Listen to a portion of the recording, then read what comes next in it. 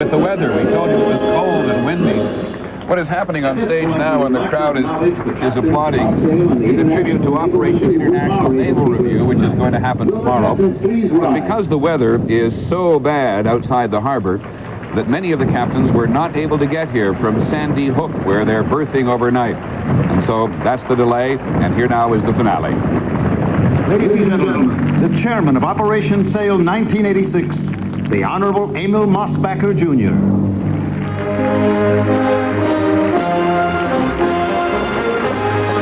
The America's Cup Races. Buzz Mosbacher, two-time winner of the American Cup Races. President Reagan, Mrs. Reagan, President Mitterrand, Madame Mitterrand, distinguished guests, ladies and gentlemen. It is a great pleasure and privilege for me to honor the captains who have brought their magnificent vessels many thousands of miles from all corners of the globe to join with us in our salute to liberty. To these seafaring gentlemen, we extend our warm thanks and deep appreciation. It is our fervent hope that this convocation of the world's greatest ships will bring us at least a league closer to the international goodwill and peace which we pray is on the horizon. And now it is my great privilege to introduce to you an old friend, a fellow sailor, a great American, the Secretary of the United States Navy, the Honorable John Lehman.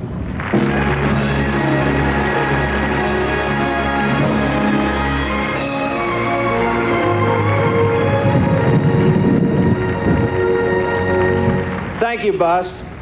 In addition to the tall ships that are gracing our celebration this weekend, we also have naval vessels representing 29 countries from around the globe.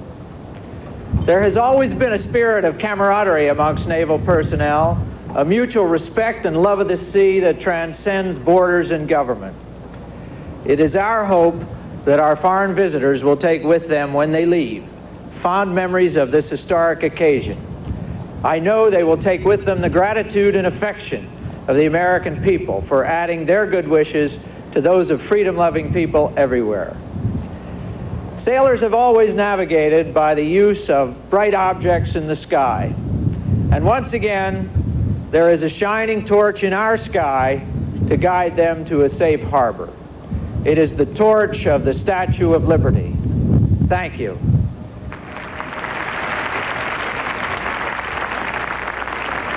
Ladies and gentlemen, to rekindle the torch of the Statue of Liberty, the President of the United States.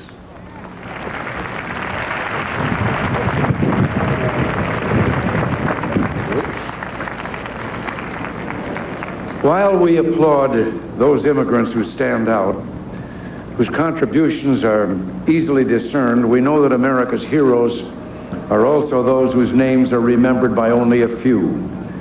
Many of them passed through this harbor, went by this lady, looked up at her torch, which we light tonight in their honor. They were the men and women who labored all their lives so that their children would be well-fed, clothed, and educated. The families that went through great hardship yet kept their honor, their dignity, and their faith in God. They passed on to their children those values that define civilization and are the prerequisites of human progress. They worked in our factories, on ships and railroads, in stores, and on road construction crews. They were teachers, lumberjacks, seamstresses, and journalists. They came from every land. What was it that tied these profoundly different people together?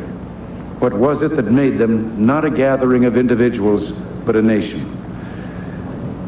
That bond that held them together as it holds us together tonight, that bond that has stood every test and travail, is found deep in our national consciousness, an abiding love of liberty. For love of liberty, our forebears, colonists, few in number and with little to defend themselves, fought a war for independence with what was then the world's most powerful empire. For love of liberty, those who came before us tamed a vast wilderness and braved hardships which at times were beyond the limits of human endurance.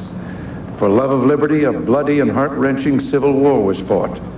And for love of liberty, Americans championed and still champion, even in times of peril, the cause of human freedom in far-off lands. The God who gave us life, Thomas Jefferson once proclaimed, gave us liberty at the same time. But like all of God's precious gifts, liberty must never be taken for granted.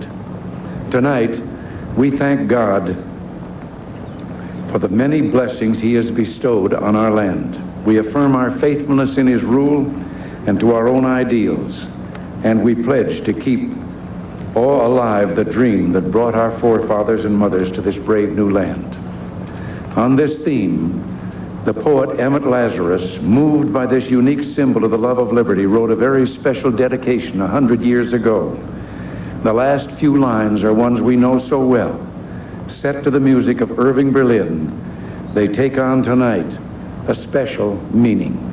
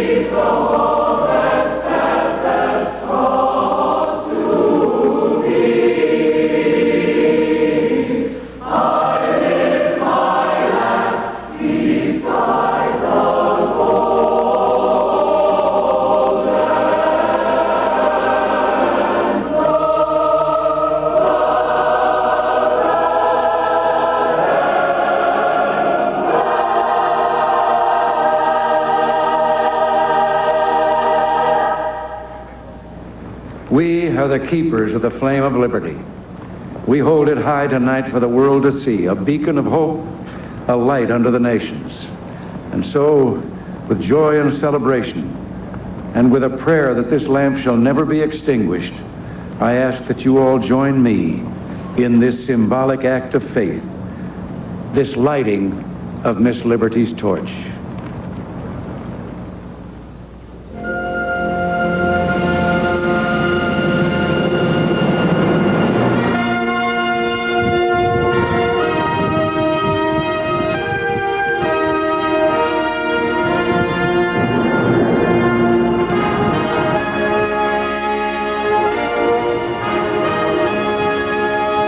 People here have instinctively risen to their feet.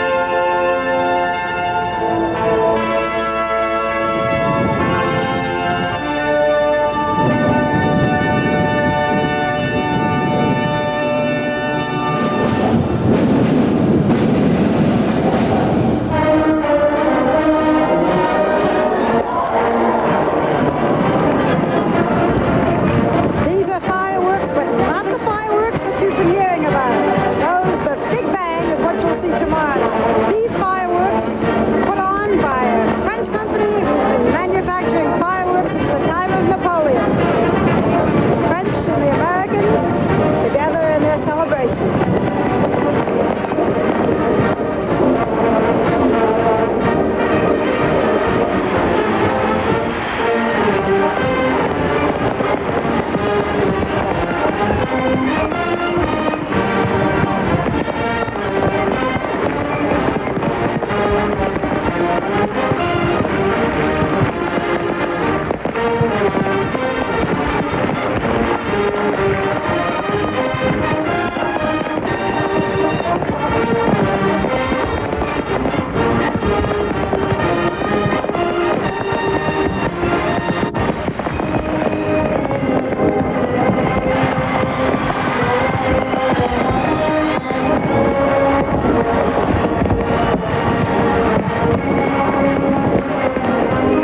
In 1983, she had a broken nose, a cracked right eye, a split lip, stains on her gown.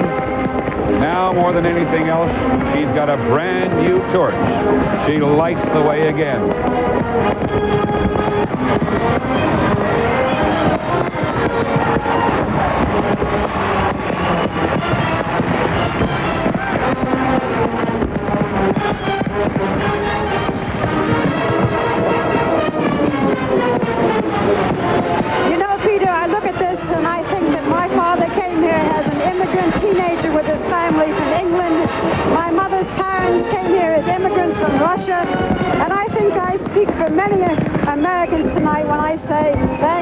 glad they did.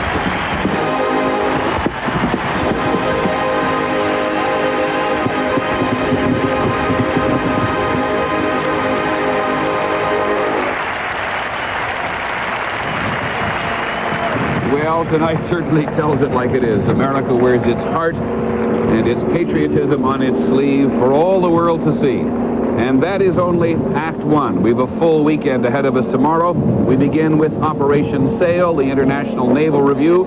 President Reagan, who has sat there all night without a coat on, will be joined by French President Mitterrand on board the USS Iowa down the Hudson River to review the International Naval Armada and the tall ships. Barbara? And then there's going to be a concert tomorrow night. The Boston Pops, Barry Manilow, Whitney Houston, Joel Grey, wonderful concert. And then the biggest fireworks display. You ain't seen nothing yet if you thought this was big. And I hope it didn't sound as if Americans are glad just that my parents and grandparents came here. I was really speaking for all of us who are citizens now and came here as immigrants. Barbara, I don't think you should be the slightest bit embarrassed. I think tonight we're all immigrants. For Barbara and for all the people at ABC News, thank you for joining us. We hope you'll be with us. Have a happy 4th of July. I'm Peter Jennings. Good night.